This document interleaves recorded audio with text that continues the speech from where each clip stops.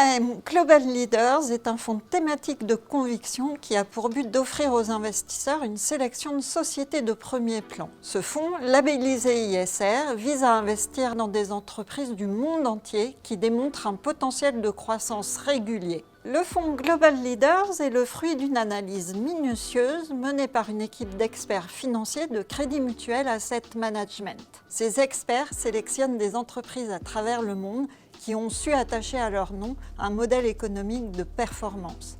Aujourd'hui, la marque est devenue un enjeu majeur pour porter la croissance des entreprises. L'objectif de CMAM Global Leaders est simple: générer de la performance boursière en sélectionnant à travers le monde une cinquantaine de valeurs disposant d'une marque forte. La marque est un actif financier d'une rare puissance. Pour le consommateur, elle est synonyme de repère. Et pour l'entreprise, avoir une marque forte, c'est disposer d'un atout unique, avoir la possibilité de fixer ses prix librement et interagir avec ses clients. Dans le contexte actuel, marqué par le retour de l'inflation, une entreprise dont les marques rayonnent peut donc s'appuyer sur son pricing power pour défendre ses marges. Pensez ici à l'industrie du luxe, où la désirabilité de certaines marques est très élevée. Dans le fonds CMAM Global Leaders, 3 types de marques nous intéressent. Tout d'abord, les marques établies, avec une croissance régulière de grande qualité.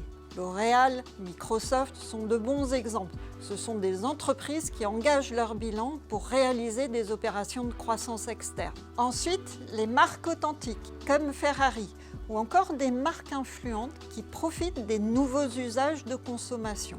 Je pense ici à Adobe, dont le logiciel Photoshop permet de créer du contenu digital. Enfin, j'investis aussi dans des marques en renaissance présentant une opportunité particulière, par exemple le groupe Coty qui relance la marque Lancaster. Chaque titre sélectionné dans le fonds répond à une analyse en 4 étapes. Tout d'abord, l'analyse de la marque, son potentiel, sa force. Deuxièmement, la position stratégique de l'entreprise sur sa chaîne de valeur. Troisièmement, ses éléments financiers et extra-financiers. Et enfin, le potentiel de sa valorisation.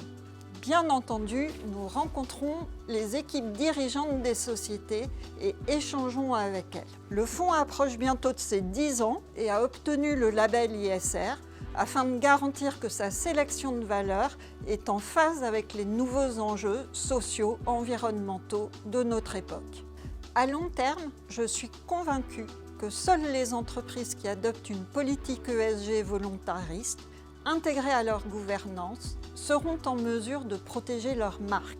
Cela leur permettra de répondre aux attentes des consommateurs et de s'inscrire dans un modèle de croissance plus durable, bénéfique à toutes les parties prenantes.